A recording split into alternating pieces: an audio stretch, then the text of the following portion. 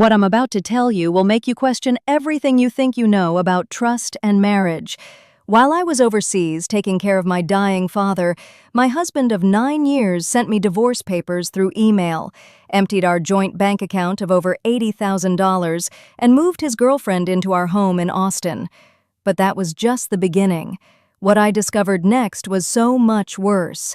A criminal conspiracy targeting vulnerable spouses that had destroyed dozens of families. By the time I was done, the FBI was involved, multiple people were in prison, and I had accidentally become the key witness that brought down an entire fraud ring. This is the story of how my husband's betrayal led me to uncover one of the most calculated schemes I've ever heard of, and how I made sure he paid for every single dollar he stole. My name is Sarah, I'm 38 years old, and this is how I turned the tables on the man who thought he could destroy me while I was at my most vulnerable. It started with an email I received while sitting in a Toronto hospital room. I'd been in Canada for 3 weeks, sleeping on a plastic chair next to my father's bed in the stroke recovery unit.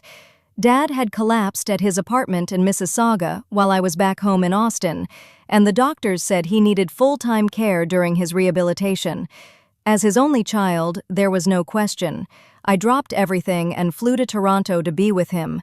The subject line of Marcus's email read, "Time to be realistic about our situation." I opened it at 2:17 a.m. while Dad was sleeping, thinking it might be something about insurance or bills. Instead, I found 3 paragraphs that destroyed my entire life in under 2 minutes. Sarah, I've filed for divorce. The papers are attached. I've already moved my belongings out of the house and closed our joint accounts since you're not here to handle these things yourself. Jessica will be staying at the house to help with maintenance while you're gone. I think this is the most practical solution for everyone involved. Please review the documents and sign them. Marcus. I read it twice, then a third time. Then I opened the PDF attachment with shaking hands. Official divorce papers filed in Travis County, Texas, dated a week earlier. My signature was required in 12 different places. I closed the laptop, walked to the hospital bathroom, and threw up. When I came back to Dad's bedside, he was awake, looking at me with those sharp brown eyes that hadn't changed even after the stroke. "What's wrong, sweetheart?" he asked, his words still slightly slurred but clearer than they'd been days ago. "Nothing, Dad. Just tired." I couldn't tell him. Not while he was fighting to recover, not while he needed me to be strong. He squeezed my hand. "You're a terrible liar, Sarah Chen, always have been." To smile and helped him sip some water, but my mind was racing. Marcus had filed for divorce while I was caring for my dying father. He'd moved someone named Jessica into our house that we'd bought together in Cedar Park, that we'd painted and renovated and filled with 9 years of memories. And he'd closed our joint accounts without even telling me. I waited until Dad fell back asleep, then pulled out my phone and logged into our banking app. The joint checking account that had held $47,000 3 weeks ago now showed a balance of $127.43. Our savings account, the one we'd built up over years of careful budgeting, was completely empty, $38,000, gone. I sat there in that sterile hospital room, listening to the beep of Dad's monitors, staring at my phone screen in disbelief. Marcus had taken everything while I was caring for my father, while I was sleeping in hospital chairs and helping Dad relearn how to use his left hand, and fighting with insurance companies and doing everything a daughter should do. I called Marcus. It went straight to voicemail. I called again. Same thing. Finally, I sent a text. "We need to talk. Now."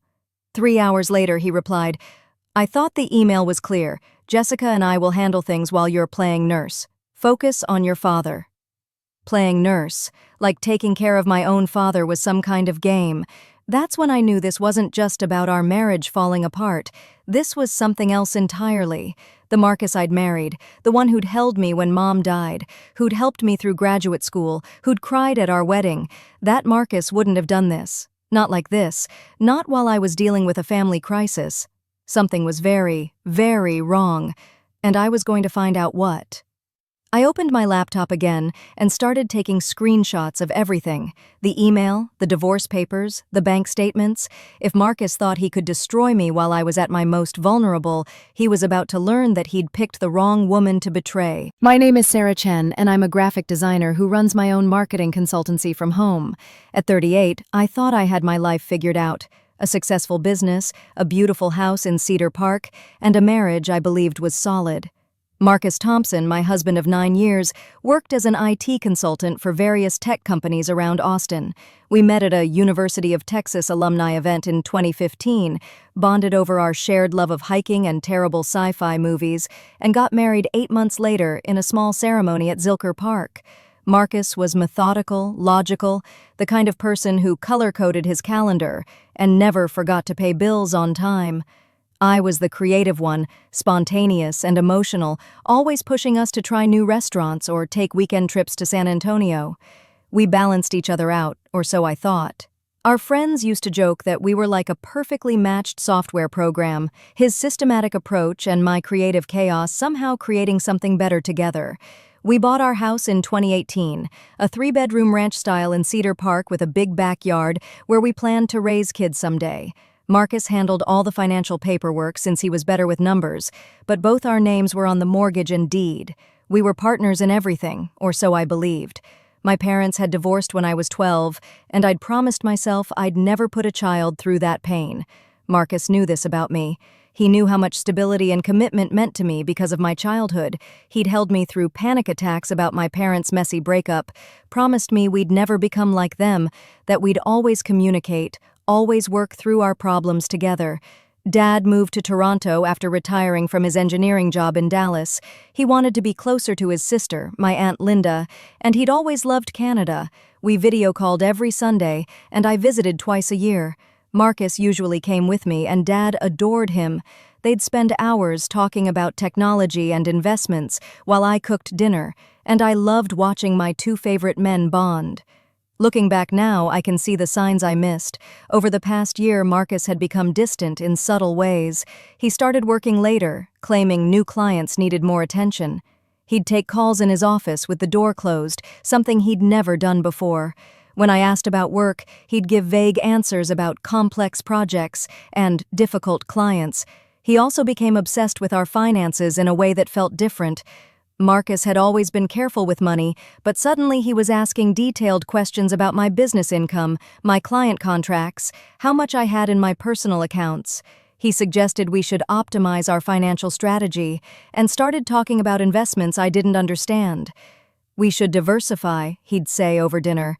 Put some money into different vehicles, separate accounts for tax purposes. I trusted him. He was the numbers guy, after all. The intimacy disappeared gradually, too. We went from making love twice a week to maybe twice a month, then barely at all. When I tried to talk about it, Marcus said he was stressed about work, that he needed to focus on landing bigger contracts. He started going to the gym more often, bought new clothes, started using cologne I'd never smelled before. Midlife crisis. My friend Jennifer had joked when I mentioned the changes over coffee.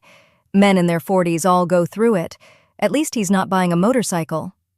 But there were other things that bothered me more. Marcus started getting texts at weird hours, late nights, early mornings. When I asked who was messaging so early, he'd say it was clients in different time zones. He changed his phone passcode, something we'd never kept secret from each other before. The biggest red flag came 2 months before Dad's stroke. I was working late in my home office when I heard Marcus on a call in the kitchen, speaking in a low voice I barely recognized. "No, she doesn't suspect anything," he was saying. "She's completely focused on her business." "Yeah, I know the timeline. It has to be soon, though. We can't wait much longer." When he saw me in the doorway, he quickly ended the call. "Work call?" I asked. "Client emergency," he said, but he wouldn't meet my eyes. That night, I lay awake thinking about that conversation, the tone in his voice, the secrecy, the way he'd rush to hang up when he saw me. Something felt wrong, but I convinced myself I was being paranoid. This was Marcus, my husband, my partner. We'd built a life together. But now, sitting in that Toronto hospital room with divorce papers on my laptop and our bank accounts emptied, I realized my instincts had been right all along. Marcus hadn't just decided to leave me while I was caring for my father. He'd been planning this for months. The warning signs had been there for months, but I'd been too trusting to see them clearly.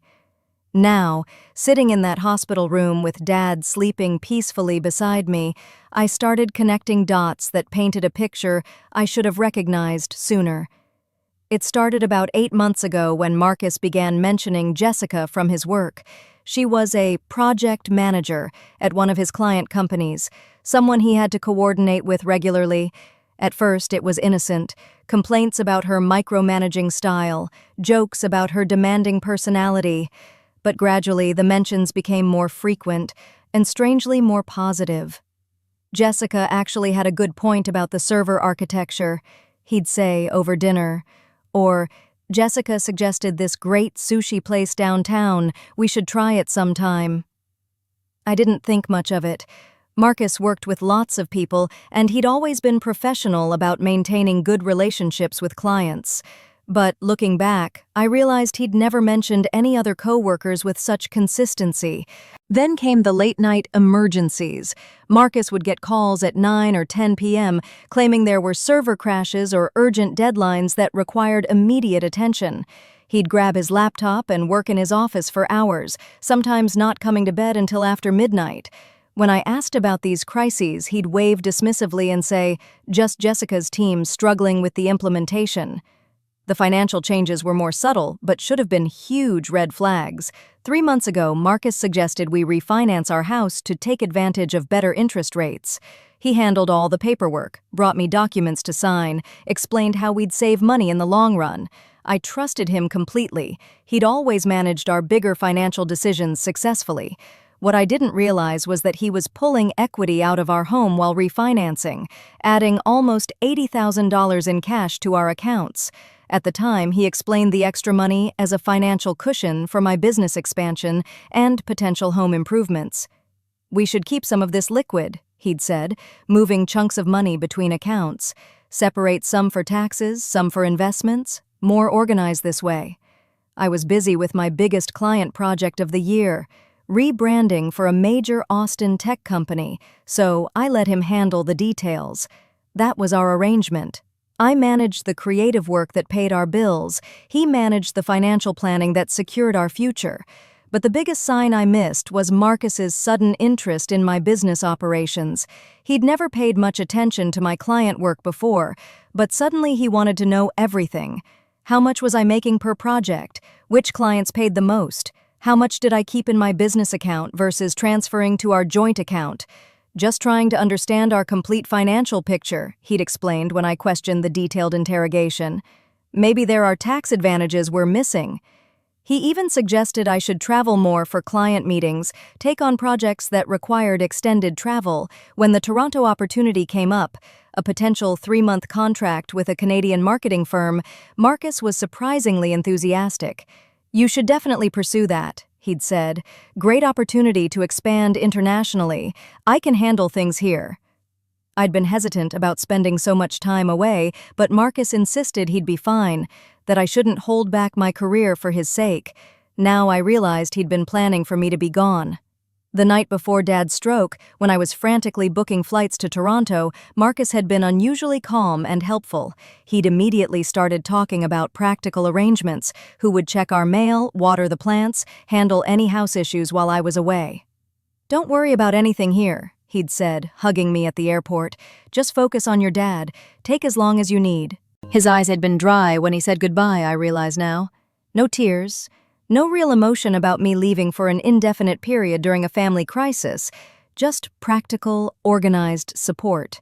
Now, scrolling through our text conversations from the past 3 weeks, I could see the pattern even more clearly. Marcus's responses had become shorter, more distant. When I'd text him about Dad's progress or ask how he was doing, I'd get brief replies like, "Glad he's improving," or "I'm fine, busy with work."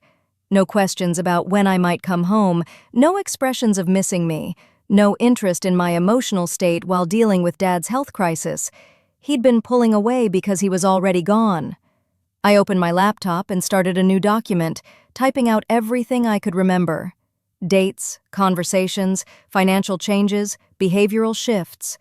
If Marcus thought he could blindside me with divorce papers and steal our money while I was dealing with a family emergency, he was about to learn that I paid attention to details too. I might be a creative type, but I also ran a successful business. I knew how to research, how to investigate, how to build a case, and I was about to build one against my own husband. Part 4. The next morning, after helping Dad with his physical therapy session, I called our bank from the hospital hallway. What I discovered made my stomach drop even further than it already had. "Mrs. Thompson, I can see there's been significant activity on your accounts over the past month," the customer service representative said after verifying my identity. Multiple large transfers, beginning about 2 weeks after the refinancing was completed. "Transfers to where?" I asked, though I dreaded the answer. "Several different accounts. The largest was $45,000 moved to an account under Marcus Thompson's name only. Then smaller amounts, $8,000 to something called Lone Star Property Solutions, and $12,000 to an account belonging to Jessica Martinez." Jessica Martinez, not just Jessica from work. Someone with a last name, someone real enough to have bank accounts and receive large sums of our money. "Can you email me statements for the past 3 months?" I asked. "Of course, you should have them within the hour." I hung up and immediately called our house. No answer. I tried Marcus's cell phone, straight to voicemail again. Finally, I called our home security company.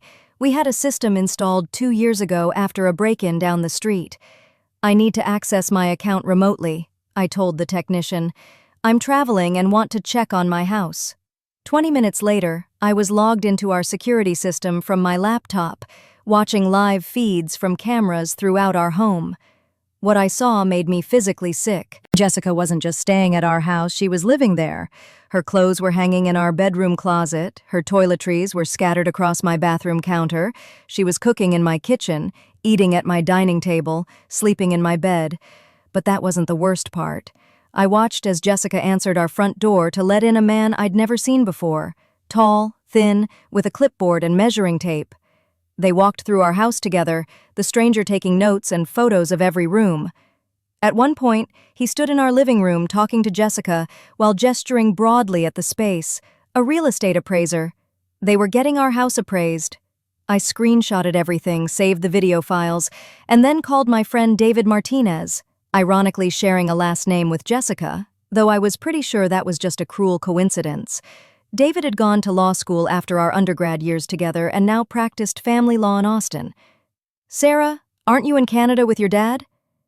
David's voice was warm but concerned. "I am, and I need legal advice. Fast." I filled him in on everything. The divorce papers, the emptied accounts, the apparent appraisal happening at my house. David was quiet for a long moment. "Sarah, this sounds like more than just a messy divorce. If he's moving money around while you're out of the country dealing with a family emergency, and if he's having the house appraised without your knowledge, this could be fraud." "What do you mean?" "Texas is a community property state. He can't just unilaterally sell marital assets, especially not the house. Both names are on the deed, right?" "Yes, both names." "Then he'd need your signature to sell, or he'd need to forge it. And moving money out of joint accounts while you're unavailable to object, that's potentially theft, depending on how it was done." I felt something shift inside me, not quite relief, but a kind of cold clarity. What should I do? First, don't sign those divorce papers yet. Second, document everything you can. Save those security videos, screenshot the bank records, keep a record of every communication. Third, I need to make some calls. "Can you send me everything you have so far?" "Yes, I'll email it all to you." "And Sarah, don't confront Marcus directly yet. If this is what I think it might be, we need to be strategic about how we handle it." After hanging up with David, I sat in the hospital cafeteria with a cup of terrible coffee, uploading security footage and bank statements to a secure cloud folder. Dad was napping again, and I had time to think. Marcus wasn't just leaving me. He was robbing me while I was trapped in another country caring for my dying father. He'd planned this whole thing. The refinancing to get cash, waiting for me to leave town, moving Jessica in immediately, getting the house appraised for a quick sale. But there was something else bothering me, something that didn't quite fit. The amount of money involved, the coordination with Jessica, the real estate appraisal happening so quickly, it all felt too organized, too professional. This wasn't just a cheating husband covering his tracks. This felt like a business operation. I opened my laptop and started researching Jessica Martinez, Lone Star Property Solutions, and every detail I could remember from Marcus's recent behavior. If my husband thought he could destroy my life while I was at my most vulnerable, he was about to discover that he'd seriously underestimated who he was dealing with. David called me back at 6 p.m. while I was helping Dad with dinner in his hospital room. I stepped into the hallway to take the call. "Sarah, I've been digging into this all afternoon, and what I found is disturbing," he said without preamble. "Jessica Martinez isn't just some coworker Marcus is having an affair with. She's got a history." "What kind of history?" 3 divorce cases in the past 5 years where she was involved with married men going through sudden separations. In each case, the husband filed while the wife was dealing with some kind of crisis, illness, death in the family, job loss, and in each case, property was sold quickly, well below market value. I leaned against the hospital wall, feeling dizzy. "You're saying this is a pattern?" "It gets worse. Lone Star Property Solutions, that company that received $8,000 from your account, it's owned by a guy named Tyler Rodriguez. He specializes in distressed property sales and has connections to Jessica Martinez going back years. They've worked together on multiple deals. So this isn't just about Marcus wanting to leave me. Sarah, I think your husband got caught up in some kind of organized scheme that targets vulnerable spouses. The question is whether he's a victim who got manipulated or whether he's a willing participant." I thought about all those late-night calls, Marcus's sudden interest in our finances, the way he'd encouraged me to take the Toronto contract. "I think he's a willing participant, David. This has been planned for months. Then we need to move fast. I've already filed an emergency motion to freeze your joint assets and prevent any sale of the house. But there's something else. I think we should contact the FBI." "The FBI? If this is a multi-state operation targeting spouses during family crises, it's federal fraud. I've reached out to a contact I have there, Agent Rebecca Torres. She wants to talk to you." That evening, I had a video call with Agent Torres from the hospital's family conference room. She was a small woman with sharp eyes and an intensity that reminded me of Dad before his stroke. "Mrs. Thompson, based on what your attorney has shared, your case fits a pattern we've been investigating," she said.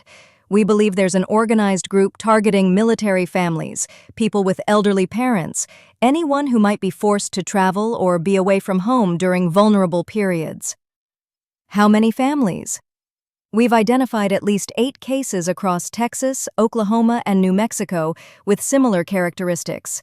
Sudden divorces filed while one spouse is absent, quick property sales, money moved through the same network of shell companies."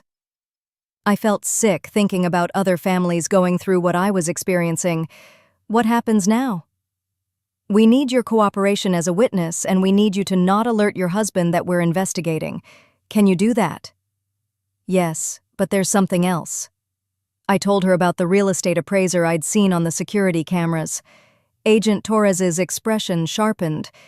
"When was this?" 2 days ago." "We need to move faster than I thought. If they're appraising the house, they're planning to list it soon. Once property is sold to innocent third parties, it becomes much harder to recover." The next morning, while Dad was in physical therapy, I received the text from Marcus. "Sarah, we need to finalize the divorce quickly. I've got a buyer interested in the house. Cash offer, no inspection needed. We can split everything 50-50 and move on."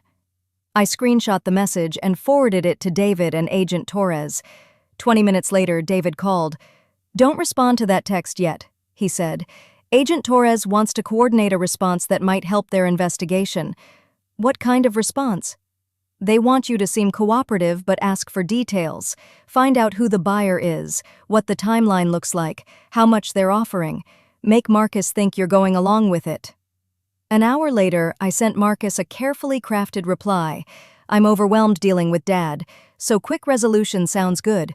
What's the offer amount? Who's the buyer? Do I need to sign anything else besides the divorce papers? His response came within minutes. Buyer is offering $320K cash, can close in 2 weeks. It's a company that flips houses. Tyler's handling all the paperwork. You just need to sign remotely. Tyler. He'd used Tyler's first name, like I should know who that was, like Tyler was part of our normal life instead of a stranger who'd received $8,000 of our money. I forwarded the exchange to the FBI team and sat back in the hospital chair, watching Dad struggle through his exercises with the physical therapist. My 73-year-old father was fighting to regain the use of his left arm, while my husband of 9 years was systematically stealing our life savings and trying to sell our house to his criminal partners. But Marcus had made one critical mistake. He'd assumed I was too devastated and distracted to pay attention to details. He was about to learn just how wrong he was. Agent Torres called me the next morning with news that made everything click into place in the most disturbing way possible. Sarah, we've been investigating Tyler Rodriguez and Jessica Martinez for 8 months, she said. What we've discovered is a sophisticated operation that's been running across multiple states, specifically targeting spouses who are forced to be away from home during family emergencies. I was sitting in the hospital cafeteria watching Dad work with his speech therapist through the glass windows of his room. How sophisticated are we talking? They have a system. Jessica infiltrates workplaces, usually tech companies or consulting firms where people work flexible schedules and travel frequently. She identifies married men who seem financially stable but emotionally vulnerable. Then she cultivates relationships over months, sometimes over a year. And Tyler? Tyler Rodriguez runs what appears to be a legitimate property investment company, but it's actually a front for laundering money from these schemes.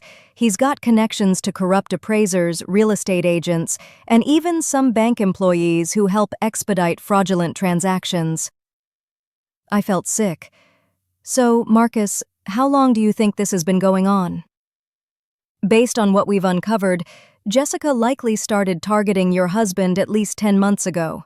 The financial moves he made, the refinancing, the account transfers, even encouraging you to take extended travel for work, those weren't his ideas. That's their playbook. But he went along with it, I said, feeling a mix of anger and betrayal that was somehow worse than just thinking he'd fallen for another woman. Unfortunately, yes. The men who get involved with Jessica Martinez aren't innocent victims. They make a choice to participate in defrauding their own families. Your husband knew exactly what he was doing. Agent Torres continued, "We've been watching their operation, waiting for the right moment to move. Your case gives us everything we need: real-time documentation, security footage, bank records, and most importantly, a victim who's willing to cooperate and testify." What happens now?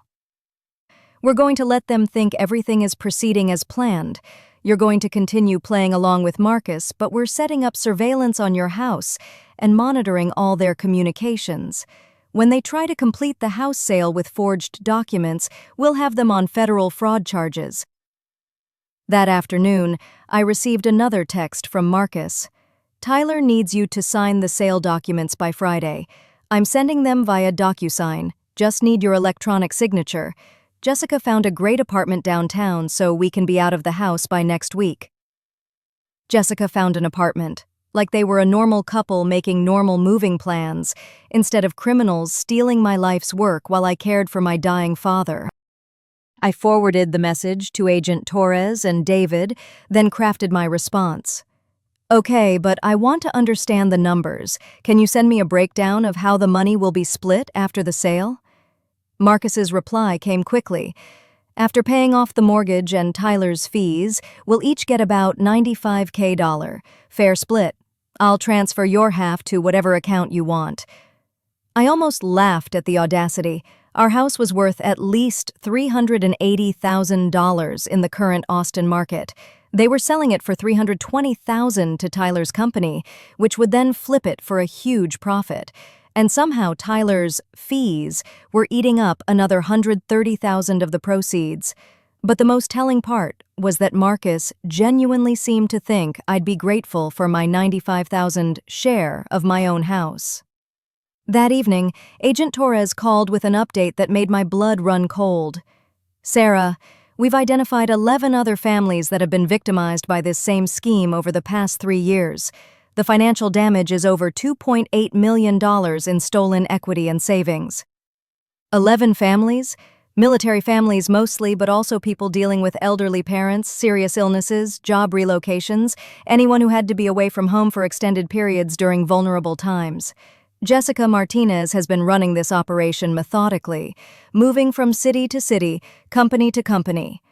I thought about those other families, other women who'd trusted their husbands, other people who'd been betrayed while dealing with the worst moments of their lives. How much have they stolen from me specifically? Based on our analysis, if the house sale had gone through as planned, you would have lost approximately $285,000 in home equity alone, plus the $83,000 they've already moved out of your accounts. Your husband and his partners were planning to steal nearly $370,000 from you while you were caring for your father. I sat in silence for a moment, processing the magnitude of what Marcus had planned. This wasn't just betrayal, this was calculated destruction of my entire financial life. "Agent Torres," I said finally, "what do you need me to do to make sure they all go to prison?" "Just keep playing along for 2 more days," she said. "On Friday, when they try to complete that house sale with forged documents, we'll be ready." Justice was coming, and Marcus had no idea what was about to hit him. Friday morning arrived with the kind of clarity that only comes when you know you're about to watch justice unfold in real time. I was sitting in Dad's hospital room, helping him with breakfast, when my phone buzzed with the message I'd been waiting for. "Agent Torres, teams are in position, everything is being recorded. Just respond normally to whatever Marcus sends." At 9:47 a.m., Marcus texted, "DocuSign documents are ready. Tyler needs your signature by noon to close on schedule. Link attached." I opened the documents on my laptop, and what I saw made me furious all over again. They weren't just forging my signature on a sale contract, they'd created an entire fictional narrative. According to these papers, I was voluntarily relinquishing my claim to the marital home due to financial hardship and inability to maintain mortgage payments during family medical crisis. The cruelest part was a clause stating that I gratefully accepted the buyout offer and acknowledged that this arrangement was in my best financial interest, given current circumstances. They were stealing my house and making it look like I was thankful for it. I texted Marcus back, "Reviewing now. Some of these terms seem different from what we discussed. Can we talk by phone?" "Can't talk right now, in meetings all day. Just standard legal language. Tyler says it's all normal for quick sales." I screenshot everything and sent it to Agent Torres, then typed my response, "Okay, signing now." But I didn't sign anything. Instead, I watched the security cameras as the FBI operation unfolded in real time from 1,847 miles away. At 11:23 a.m., I watched Tyler Rodriguez arrive at my house in a black pickup truck, followed by a woman I recognized from photos as Amanda Foster, the corrupt real estate agent. Marcus and Jessica came out to greet them, and all 4 gathered in my driveway, shaking hands like they were celebrating a successful business deal. At 11:31 a.m., multiple black SUVs surrounded my house. I watched through the security cameras as FBI agents approached from all directions. Tyler tried to run toward his truck, but was tackled in my front yard. Amanda Foster put her hands up immediately, clearly knowing this day would eventually come. Jessica Martinez screamed something I couldn't hear through the camera's audio, pointing at Marcus like this was somehow his fault. And Marcus? Marcus just stood there with his mouth open, looking genuinely shocked that there were consequences for his actions. My phone rang. "Agent Torres." "We got them all," she said, and I could hear the satisfaction in her voice. "Tyler Rodriguez, Jessica Martinez, Amanda Foster, and your husband are all in custody. We also arrested 3 other associates at different locations. This was a coordinated takedown across multiple states. I watched on the security feed as my husband was handcuffed and led to an FBI vehicle. 9 years of marriage, and this is how it ended, with Marcus being arrested in our driveway for trying to steal our house. What happens now? I asked. Now they face federal charges: conspiracy to commit fraud, wire fraud, identity theft, money laundering, and racketeering. Tyler Rodriguez is looking at 15 to 20 years. Jessica Martinez will probably get 12 to 15. Your husband, Agent Torres paused. That depends on how cooperative he decides to be. Dad was watching me from his hospital bed, his eyes sharp despite everything he'd been through. When I hung up, he reached for my hand. "Good," he said, his speech clearer than it had been in weeks. "Proud of you." That afternoon, David called with more news. The FBI seized everything: Tyler's properties, Jessica's accounts, even that downtown apartment they'd rented. "We're going to recover most of your money, Sarah, maybe all of it." "And the house?" "Still yours. The sale was fraudulent from the beginning, so it's void, though you might want to consider selling it legitimately once this is all over. Fresh start somewhere else." He was right. I couldn't imagine ever living in that house again, knowing what Marcus had planned to do to me there. Over the next several weeks, while Dad continued his recovery, the full scope of the operation came to light. Jessica Martinez had been running similar schemes in Dallas, Oklahoma City, and Albuquerque. Tyler Rodriguez had been laundering money through fake property deals for over 3 years. Amanda Foster had been falsifying documents and appraisals for dozens of fraudulent sales. And Marcus? Marcus took a plea deal, testifying against the others in exchange for a reduced sentence: 8 years in federal prison instead of the 15 he was facing. I never spoke to him again. Not once. There was nothing left to say. The FBI recovered $347,000 of my stolen money. The other victims weren't as lucky. Some had lost everything before the investigation began. But because of my case, because I documented everything and cooperated with the investigation, justice finally caught up with people who preyed on families during their most vulnerable moments. 6 months later, I sold the house and moved Dad and myself to a small town in Vermont where we could start over together.